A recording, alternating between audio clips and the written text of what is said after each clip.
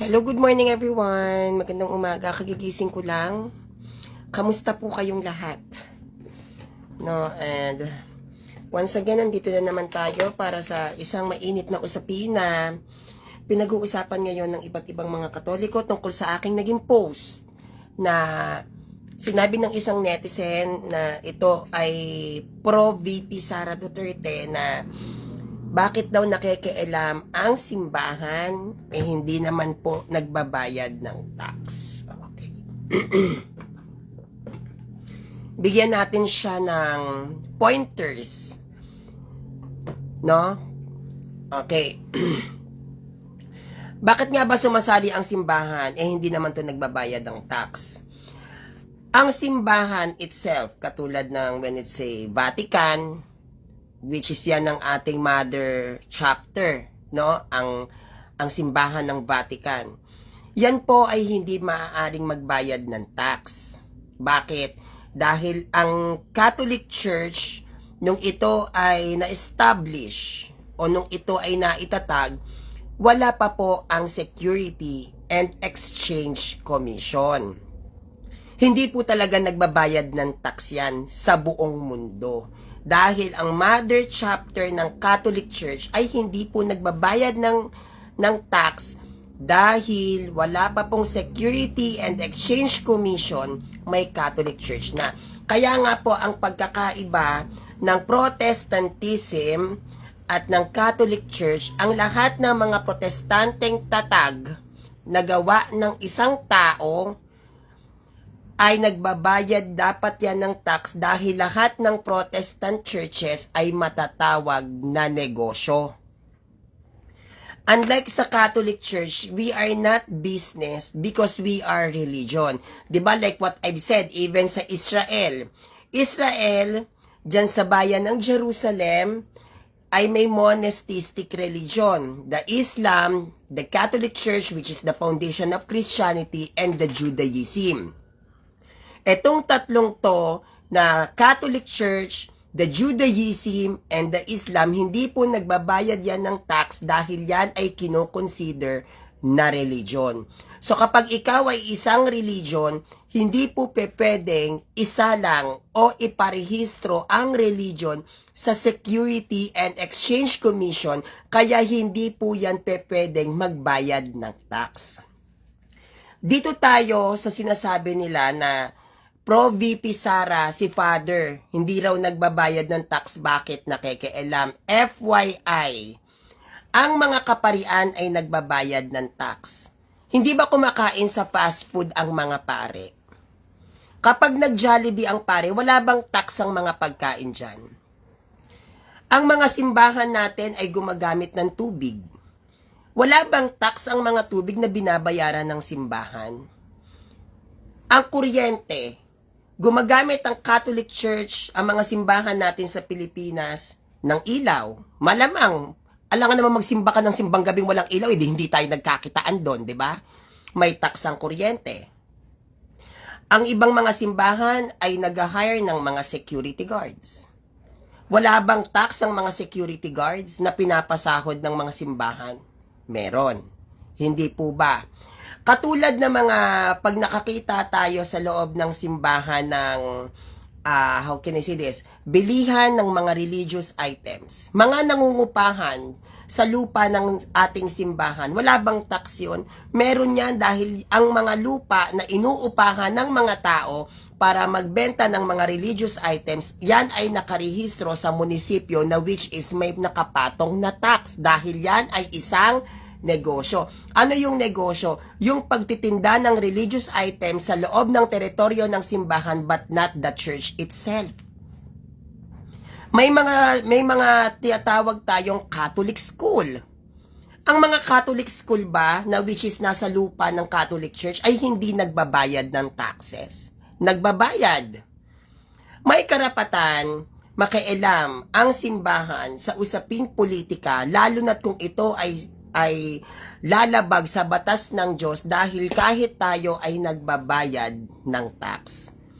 Pero hindi naman natin pwedeng sabihin na dahil ang Catholic Church na ang sinasabi nila na ang Catholic Church ay hindi nagbabayad ng tax. Yes, yung simbahan.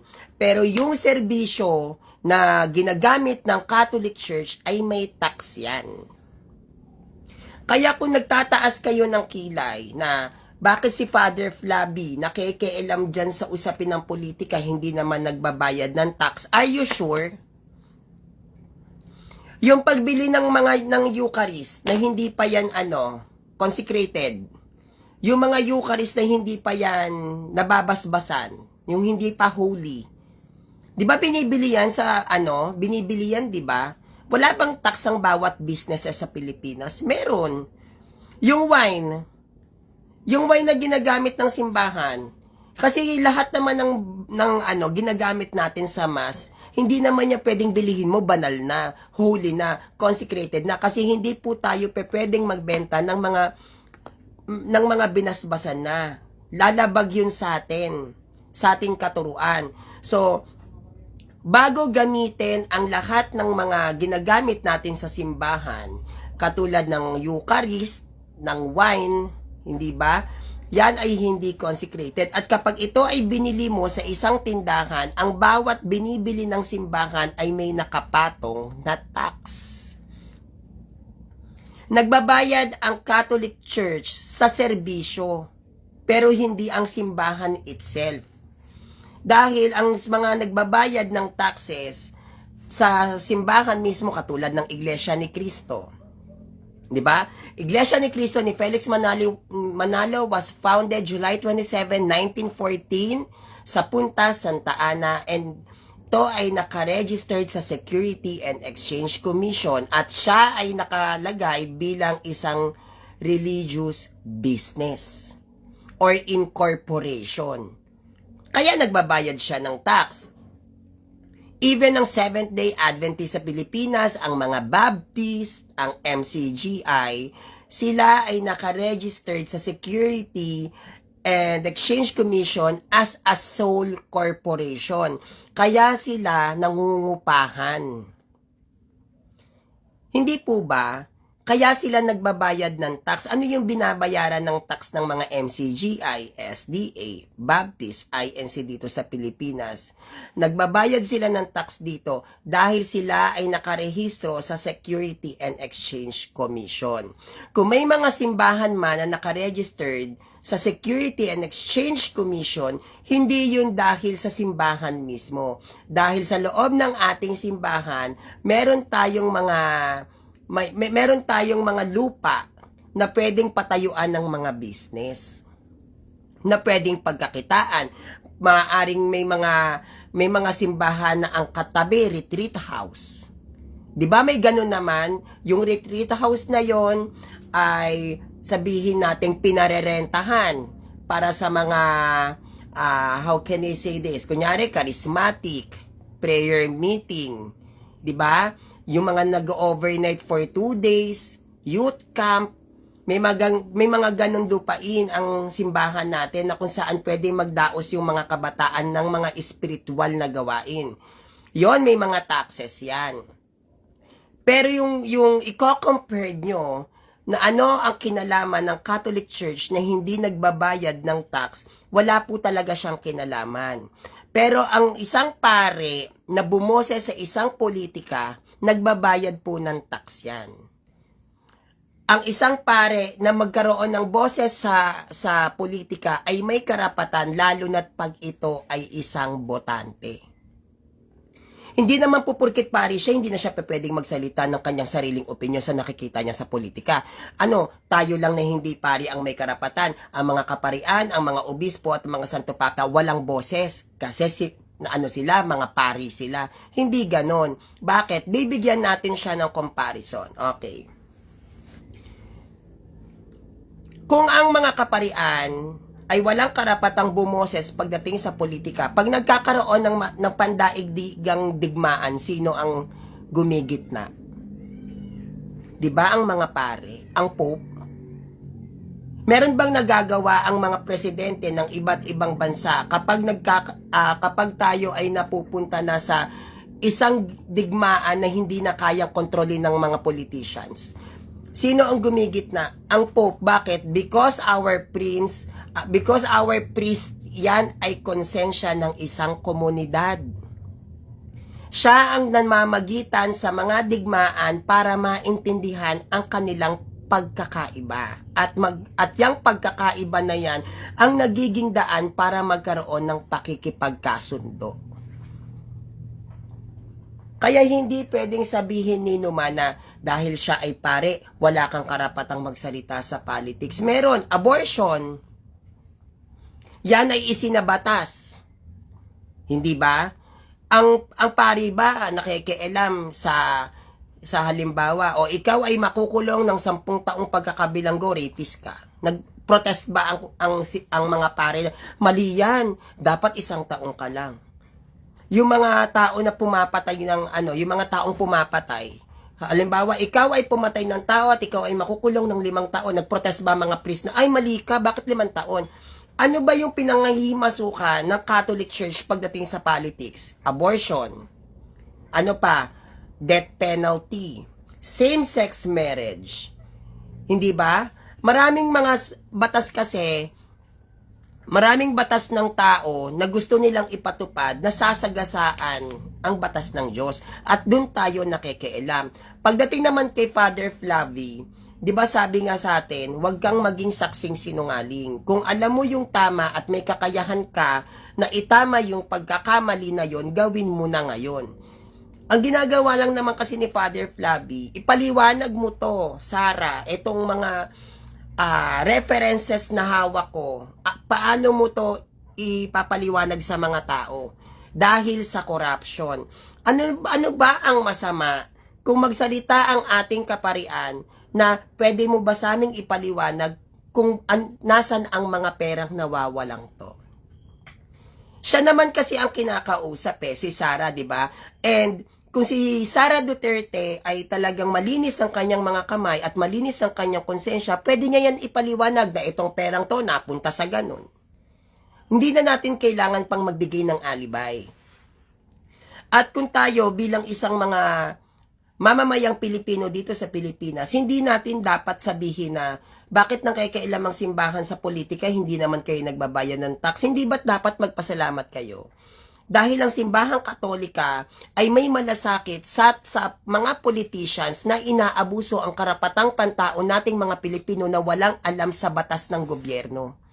Hindi ba dapat magpasalamat tayo doon na ang simbahang Katolika sa sobrang pagmamahal niya sa taong bayan dito sa Pilipinas, sila ay nakikialam at nagiging boses sa mga abusadong politicians na nagnanako at patuloy na nagnanako na nagiging dahilan kung bakit mahirap pa rin ang ating bansa. Hindi kasi pwede na na sasabihin natin na, ano ba klaseng pari to? Bakit tong paring to nakikialam sa batas ng simbahan? Bakit sa batas ng politika, sa gobyerno? Kasi di ba ang sinasabi natin, ang gobyerno, ang batas ng government and ang batas ng simbahan ay magkahiwalay. Yes! Pero sa magkaibang pamamaraan. Nagiging magkahiwalay ang batas ng simbahan at ang batas ng gobyerno pagdating sa paghatol. Pero pwede tayong tumutol sa batas na ipapataw nila, nakadepende yan kung yan ay sasaklaw o makakasagasa sa pananampalataya ng isang taong Katoliko ng ating batas. Kayo ba papayag kayo sa death penalty? Papayag ba kayo sa abortion, pagpapalaglag? Sa same-sex marriage, papayag ba kayo na ang immorality ay gawing legal at gawing ordinaryo sa mata nating mga Pilipino na nasa Pilipinas? Syempre hindi. At ganun din ang ginagawa ni Father Flavie sa pagsasalita kay Sara Duterte na dapat mo tong ipaliwanag dahil ayaw ni Father Flavie na kamulatan ng mga Pilipino na ang korupsyon ay maging normal na sistema sa gobyerno. What's wrong with that? Di ba? Sabihin natin, let's say na you are anti-BBM at dahil tayo ay nagsasalita kay Sara Duterte, etong si Sara Duterte na to, na mga pro Sara Duterte, syempre, tataliwas yan di ba, kay Bongbong Marcos. Ngayon, kung sakali mang iniisip ng mga pro Sara Duterte na ang mga BBM ay ginagawa lang to para pabagsakin si Sara, hindi ganun yon. Ang mga let's say ang mga pro BBM tinitignan lang din yung grounds ni Sara. So kung ang grounds ni Sara ang pinag-uusapan ngayon, dun tayo tumutok kasi darating din naman tayo sa grounds ni BBM eh. Kaya lang hindi pa pwede sa ngayon dahil siya ang nakaupong Pangulo. Hindi naman natin pwedeng pagsabayin na questionin ng Vice Presidente at ang Pangulo ng Pilipinas lalong magiging magulo ang sistema ng gobyerno sa ating bansa. Diba kaya nga one step at a time? Ngayon nakasalang ang mga Dutertes. Bakit sa tingin ninyo ba hindi ba yan sasalang yan sila BBM? Syempre hindi natutulog ang batas. Hindi tanga ang mga politicians. May mga kanya-kanya tayong panahon ng pagsasalang pero sa ngayon kailangan muna nating alamin kung ano yung mga naging anomalies ng mga Dutertes. Kapag natapos yan at nalinis ang mga ang kaso ng mga Duterte, sa tingin nyo hindi sasalang si BBM, ang mga Marcos? Lalo na't nagsalita na si Amy Marcos kontra kay BBM. Syempre tayo, dahil wala rin naman tayong alam talaga behind the scene, malalaman natin yan pag bumabayan si BBM. For sure ako maglalabasan ng mga documents, ang mga evidences kontra kay BBM. Ganun lang yan eh, kung baka kanya-kanyang salang lang yan eh. Pero yung pagmamahal at pagmamalasakit ni Father Flavi sa ating bansa para questionin ang mga politicians kung saan ba napupunta ang pera na ibinibigay nating mga mamamayan sa gobyerno, wala naman ako nakikitang masama doon. At wala tayong karapatang magsabi, tayong kahit na sino na ikaw pari ka, sa simbahan ka, hindi naman kayo nagbabayad ng tax. Yung simbahan, oo, because our mother church, which is the Catholic Church, ay hindi nagbabayad ng tax dahil wala pa pong tax noon, may Catholic Church na. Because we are religion. Yan ang pinagkaiba natin, mga fellow Catholics ko, sa mga Protestant. Ang mga Protestante ay kailangan magbayad ng taxes dahil hindi naman tatag ng Diyos yan. Sila ay tatag ng mga taong nagpapanggap na propeta. Sila yung mga tao na nagtatag ng iglesia para pagkakitaan ang kanilang itinayo. Even Manny Pacquiao, di ba? Manny Pacquiao ay gumawa ng sarili niyang iglesia. Sa tingin nyo, yung ginawang simbahan ni Manny Pacquiao hindi nagbabayad ng tax, magbabayad yan.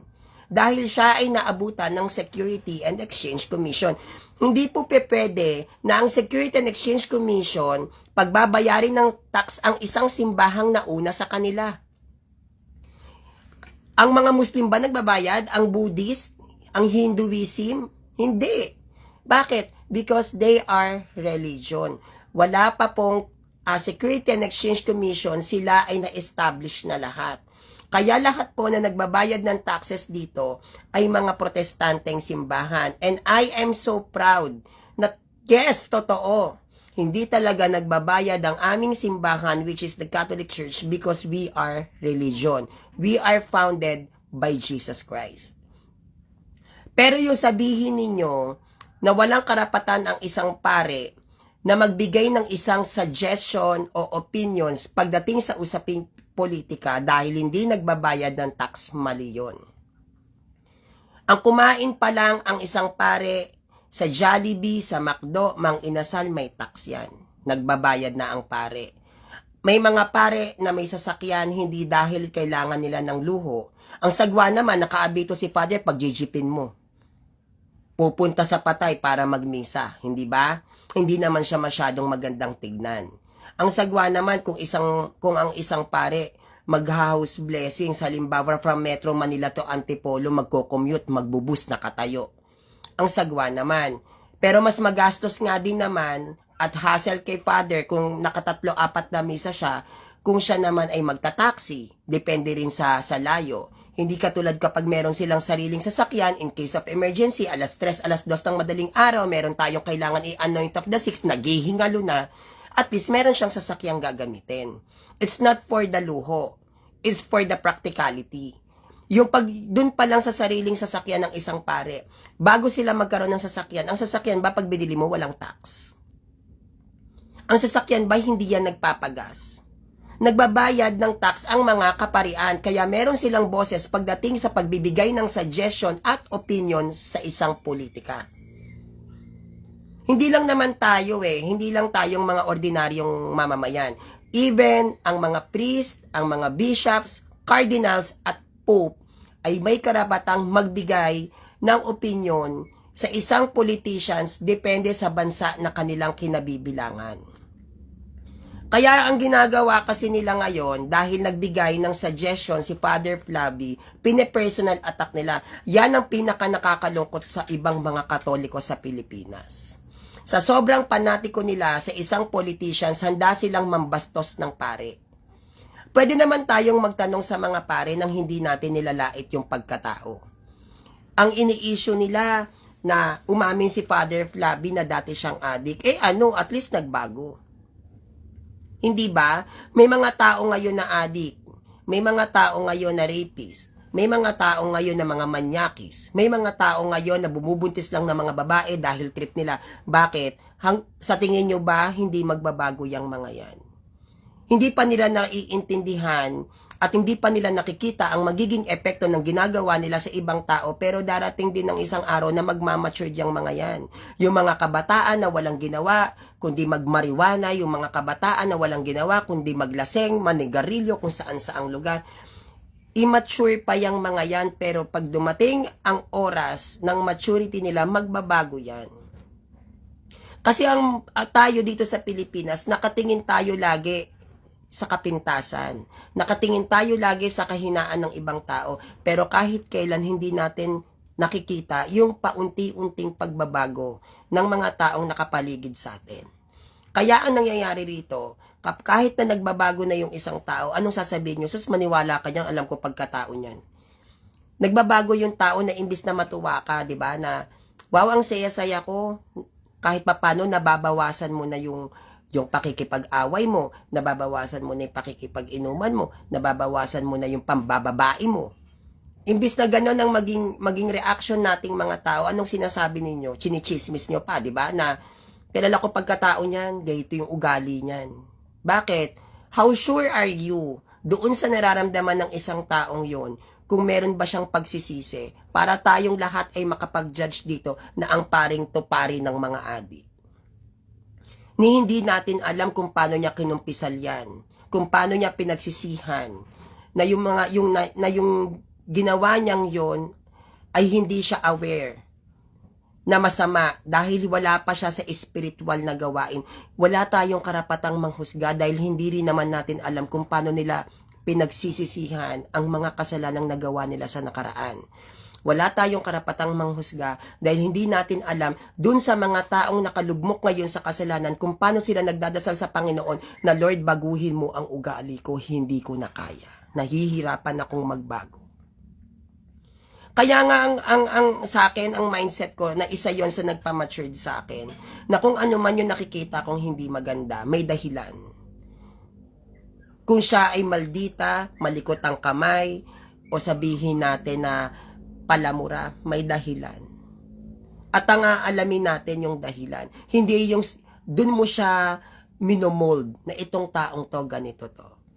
Ito may kabit to eh. Bakit nga ba nangabit? Maaring baka tamad ang asawa. Well, hindi pa rin yun pwedeng maging dahilan kung tamad man ang asawa. Pero ganun pa man, ganun kababaw yung interpretations niya when it comes into relationship. Na dahil tamad ka, hindi ka kaasa-asawa, mangangabit ako. Na which is sa atin naman, na hindi pwede. Siya yung pinili kong mapangasawa, dapat mag-stick ako dito eh. So magkakaiba tayo ng mindset. Magkakaiba tayo ng understanding kung paano natin i-handle ang mga sitwasyon na mahihirap para sa atin. Kaya never judge. Lalong-lalo na ang mga priest. I-judge ng ibang Catholic ang mga priest, ang konti-konti na nga lang. Nasabi lang ni Father na dati siyang addict, dati siyang nagda-drugs, Father Flavi. Pero hindi nyo napansin kung gaano kahirap sa isang lalaki ang hindi mag-asawa. Hindi nyo nakita kung gaano kahirap sa isang pare na maging pari ka dahil ang mga kurso na kinukuha ng mga pare ay hindi lahat nararapat sa ating mga tao. Hindi natin nakita yung mga naging sufferings din ni Father Flavi kung paano siya umiwas sa paggamit ng ipinagbabawal na gamot. Dahil ang mga addict, bago yan matigil sa pagdadrugs, nagre-rehab yan.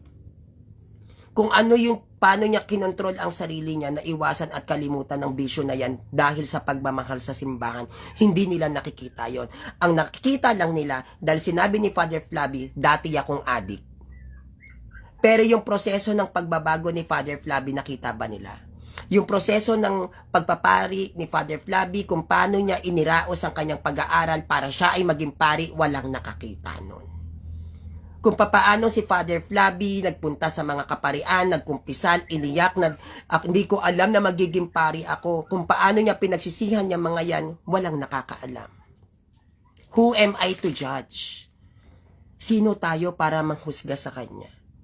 Tayo bang lahat ay malilinis ang mga kamay? Tayo bang lahat ay pwedeng magsabi na ikaw ganito ka, tapos ikaw magnanakaw ka? Sino ka para magsalita at husgahan mo ang isang tao pero sa sarili mo hindi mo nakikita ang kabulukan mo? Dapat ang tinitignan natin dito, ano ba ang dahilan ni Father Flavi? Bakit siya ganito? Ano ba yung naging dahilan ni Father Flavi? Bakit siya naging addict?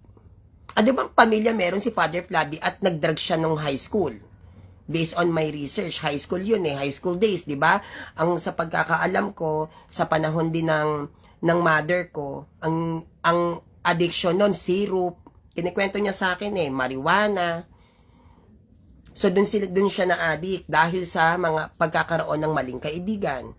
May dahilan si Father Flavi bakit siya nag-drugs. Hindi natin alam, di ba? Para namang may mga makapagsalita sila para namang hindi sila mga lasenggo dyan, di ba? Siyempre, ang pinopoint lang dito is, kung ano man ang kapintasan ng isang tao, intindihin natin kung bakit siya napunta sa ganong kondisyon. Pero ang mahalaga doon, ang titignan natin yung bright side, nagbago, natuto, nagmatured, nagkaroon ng pag-unlad. Hindi ba ang saya? And yes, sabihin natin that the Catholic Church is the hospital for the sinners. Yes, totoo yan. Ospital ng may kapansanan, ospital ng mga may sakit, ang simbahang Katolika. Pero wag naman po nating gamitin yung statement na yan para namang hindi na kayo umalis sa kasalanan. 'Di ba? Kunyari, babaero ako o lalakero ako. Okay lang yan because the Catholic Church is the hospital of the sinners. In-enjoy mo naman yung isang damukan mong babae. Hindi naman din ganun yung ibig kong sabihin. Yes, the Catholic Church is the hospital for the sinners. Pagamutan, ibig sabihin ginagamot ka. Hindi ibig sabihin gawin mo yung dahilan para manatili ka sa mortal sin. Isa sa magandang halimbawa dyan si Father Flavi na talagang pagamutan ang Catholic Church dahil siya na pumasok sa simbahan ay may karamdaman at siya'y gumaling dahil ang Catholic Church ay ospital ng mga makasalanan. Siya ay nagkaroon ng pagbabago. Huwag din natin sanang gamiting mindset nating mga Katoliko na dahil ang Catholic Church ay hospital for the sinners, nag-swimming ka na dun talaga na kaliwat kanan na ang pambababae mo at sasabihin mo, hindi, Catholic Church is the hospital for the sinner. Hindi ka na umalis, hindi ka na gumagaling. Ikaw na may problema doon. Kailangan everyday din, may pagbabago din sa atin. Hindi naman kinakailangan ng biglaan. Kung 10 ang babae mo, bawasan mo ng isa, gawin mong half day. Kung ang 10 babae mo, lahat yan whole days, paisa-isa naman, half day mo naman. 'Di ba? Ganun 'yon, yung unti-unti mong gagamutin yung sugat mo na katulad kay Father Flavi. At sana sa ating mga Katoliko, dahil because the Catholic Church is the hospital for the sinners, sana tayong mga Katoliko, kapag alam natin pagdating sa usaping simbahan, meron tayong hindi pinapaburan, lalo na kapag ang mga pari ang nakasalang, magbigay tayo ng konting respeto. Nandoon tayo na maaaring nasasagasaan ng ating mga opinyon, ang ating mga iniidolo pagdating sa politika. Nandoon tayo, pero mag-iwan pa rin tayo ng konting respeto dahil sila ang ama ng ating pananampalataya. They are the father of faith. Please show some respect. Pwede naman tayong makapagpahayag ng pagtutol sa paraan ng hindi mo sila sinasaktan. Kasi yan din ang naging pahayag ko sa etong taon na to, nung last June, sa National Convention na ginanap sa Cebu regarding about the politics and the church. Yun ay nakapost sa Facebook ko ngayon. Nagtatanong ako in a way na hindi naman ako nananakit ng pari. To think, ang kausap ko noon sa NatCon na yon dito sa Cebu National Convention, si FD, Nagtatanong ako about sa connections ng politics at ng simbahan in a way nang hindi ka naman ng iinsulto ng pare. Kasi iba na yung nagiging pamamaraan ng ibang Katolik na dahil hindi ako pabor dito, sasaktan mo yung pare pag lalaitin. Like kay Father Shano. 'Di ba? Father Shano, ano yun? Si Father Shano, nakalimutan ko na yung una niyang pangalan. 'Di ba? Anong ginagawa? Dahil may mga statements si Father regarding sa politics, yung iba minumura si Father Shano, yung iba sinasabi mamatay ka na. Pwede ka namang magsalita ng pagtutol na hindi ka naman nang haharas ng pare. Kaya nga 'di ba sabi, kapag nakakita kayo ng pare na hinaharas, binabastos, magdasal ka ng 10 sa iba 10 Hail Mary. Sa iba just see our Father para sa paring 'yon. Kasi ang mga pare may pakiramdam 'yan. Ang mga pare nasasaktan yan. Paano kung sa kakabas nyo, madisappoint yan, magsulpot yan? Pananagutan nyo yan. Sa kakabas nyo sa pare, dahil lang sa pagbibigay niya ng kanyang sariling suggestion, nag-iglesia ni Cristo ni Manalo.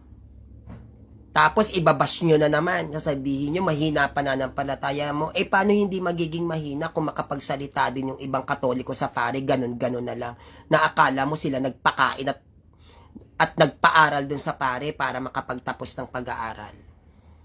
Hindi po ba? Minsan, we have to be aware to our action na ang mga pare, bagamat sila sila ang spiritual father natin, may mga feelings yan. May mga emotions yan. Nagkakaroon yan ng takot. Nagkakaroon yan ng lungkot. Nasasaktan yan. Kaya sana maging soft naman tayo sa pagbibigay natin ng opinion kay Father Flavi. Kahit ako, even me, pag dumedebate ako, nasasaktan ako sa mga sinasabi sa akin, sa mga debate, pero kailangan kong tiisin. Kaya nga ako nawala Kaya nga ako huminto ng debate dahil sobrang sakit ng mga naririnig ko sa mga taong nakapaligid sa akin na kapwa Katoliko ko pa. Kaya nga ako tumigil at nagpahinga 'Di ba? Ganon din si Father Flavi, lalo na't siya ay humaharap sa usaping politika sa buong Pilipinas. Kung ako nga sa loob lang ng simbahan na hindi ko pa napapasok yung politika talaga, what more pa si Father? Siya ay nasa larangan na ng politics. Maaaring may mga pari din na hindi pumapabor sa kanya. Siyempre, may mga pari na pro-Sara, may mga pare na anti-Sara. Siyempre, may mga nasasabi yung mga pare, ganon din yung mga ibang mga madre kay Father. Tapos tayo pa, yung mga nasa loob mismo ng simbahan. May kanya-kanya yan tayo na opinion sa kung ano naging statement ni Father. But the point is, sana kung tayo ay mga tunay na Katoliko, magpahayag tayo ng pananalita kay Father sa maayos na pamamaraan. Like what I've said, yes, the Catholic Church is the hospital for the sinner. Pag sinabing hospital, sana merong paggaling. May nagagamot. Hindi yung sasabihin mo na the Catholic Church is the hospital for the sinner, pero kada may nakikita kang pare, minumura mo, tapos sasabihin mo sa sarili mo, okay lang, kasi hospital naman tong Katolikong simbahan Hospital para maging mabuti ka, hospital para gamutin yung sama ng ugali mo. Hindi yan rehabilitation na parang habang buhay nandiyan ka na, wala nang pagbabago. Magbigay galang tayo at magbigay respeto tayo sa ating mga kaparian. Kung meron man silang mga statements na hindi sasaklaw sa ating panlasa, hanggat maaari, pwede naman tayong magbigay ng opinion sa maayos na paraan, na hindi tayo gumagawa ng karahasan at pananakit sa mga pare pagdating sa pananalita. Dahil kahit ang bawat isa sa atin ay may kanya-kanya tayong bahong tinatago. Sabi nga doon sa nabasa ko kanina, kapag ang isang tao daw namatay at tumigil ang pagtibok ng iyong puso, ang kaluluwa mo ay nananatili pa rin sa physical body mo. At pag ito ay umalis sa ating katawan, sa physical body mo, makikita niya ang sarili niyang katawan at ang mga taong nakapaligid sa kanya. At ipapakita sa iyo ng Diyos, simula sa pagsilang mo hanggang sa huling yugto ng buhay mo, ang mga kasalanang ginawa mo rito. Lalong-lalo na ang mga kasalanang inilihim mo sa pagkukumpisal. At pag ikaw ay humarap sa Diyos, hindi ka makakapagdahilan dahil ang mga kasalanang inilihim mo, ang mga kasalanang itinago mo sa matagal na panahon, yon ang pagdudusahan mo. Kaya nakakatakot manghusga. Nakakatakot na sabihin mo na ganito ka, ganito siya, dahil ang mga bagay na panukat na ginagamit natin sa ibang tao, pag humarap ka sa Diyos, yan ang gagamiting panukat sa'yo. Kaya nga, di ba, dyan yan pumasok, di ba, sabi, kung ano ang panghuhusga na ginagawa mo sa iba, yun ang panghuhusga na gagawin sa iyo ng Diyos. Bakit yan yung sinabi niya? Dahil ang mga kasalanan natin na hindi natin masabi-sabi sa kumpisal, ang mga kasalanan natin na tinatago natin dahil sa sobrang hiya, ang mga kasalanan natin hindi natin maisigaw-sigaw, yan ang magpapahamak sa atin sa oras ng ating kamatayan. Dahil ipapakita ng Diyos sa atin ang mga kasalanang ginawa natin habang tayo nabubuhay hanggang sa pinakamaliit na bagay. Kaya wala tayong maikakatwiran sa Diyos. Nag-Lord, ginawa ko to kasi ganyan, hindi, ipapakita niya sa'yo. Ginawa mo to kasi ganito, bakit hindi ka nagkumpisal? Bakit hindi mo inamin yung pagkakamali mo? Yun naman pala ginawa mo to dahil may dahilan ka. Pero kahit na anong dahilan mo, yung ginawa mo yung isang bagay na yan, alam mong kasalanan sa Diyos yan. At sa turo ng simbahang Katoliko, pag ikaw ay namatay na may mortal sin, pag ikaw ay namatay nang hindi ka nakapagkumpisal at hindi mo na ibhingi ng tawad, ang kahuli-hulihang kusing ng kasalanan mo, impyerno ka. Not unless venial sin. Diba? Pag namatay kang venial sin, penance and prayer lang yan. Or konting fasting. Pero once na namatay ka, na nasa state ka ng mortal sin, na hindi mo inaamin ang pinaka nakakahiyang kasalanan mo sa confession, impyerno ka. Hindi ka pwedeng mga tuwiran sa Diyos na, Lord, hindi ko to nasabi, nahihiya ako sa pare. Sabihin sa iyo ng Diyos na, o sige, nahihiya ka sa pare, pero aware ka ba na mortal sin yan? Yes, o impyerno ka. At mas nakaka-proud yung ginawa ni Father Flavi, na dati akong adik. At least, nabawasan yung bigat na dinadala ng kasalanan niya sa Diyos. Di ba mas nakaka-proud naman yun? Mas masarap sa pakiramdam yung inaamin mo na naging ganito ka, na ito yung nakakahiya kong kasalanan. Kasi wala nang bigat na dinadala na kasalanan dyan sa kaluluwa mo. Kaya nga yung binabasa ko yung kanina, yung about dun sa kung saan pupunta yung isang taong yumao, dahil nga nanay ko, di ba, kamamatay lang, na bumibigat ang buhay ng isang tao dahil sa mortal na kasalanang tinatanggap natin. Bakit? Dahil ang mortal sin, siya ang sumisira ng ugnayan ng tao at sa Diyos. Pag lumalayo ang ugnayan ng tao pagdating sa Diyos dahil sa kasalanan, hindi ka tumatanggap ng pagpapala at biyaya na nagmumula sa Diyos. Kaya ang bawat pamilya ngayon ay watak-watak. Kaya yung iba ngayon dito ay hirap at gipit sa pinansyal na aspeto dahil sa ginagawang kasalanan. Kaya mas mainam na mahalin at yakapin natin si Father Flavi kesa naman sa ibang Katoliko rito, banal-banalan at linis-linisan. Mas masarap mahalin at mas masarap tanggapin ang isang pare na umaamin sa kanyang pagkakamali kaysa sa isang taong alam nating banal pero nagsisinungaling naman sa harapan natin. Kaya dapat maintindihan din natin yan. Yung pagkakaiba how can I say this? Dapat maintindihan natin kung paano naging totoo sa paglilingkod si Father Flavi kahit sa pinakamahirap na sitwasyon ay inamin niya na siya ay isang paring adik. So yun lang po, sana po maintindihan nyo ang ating live presentations for today. My name is Sanrio Adams and please subscribe on my YouTube channel, Sanrio TV.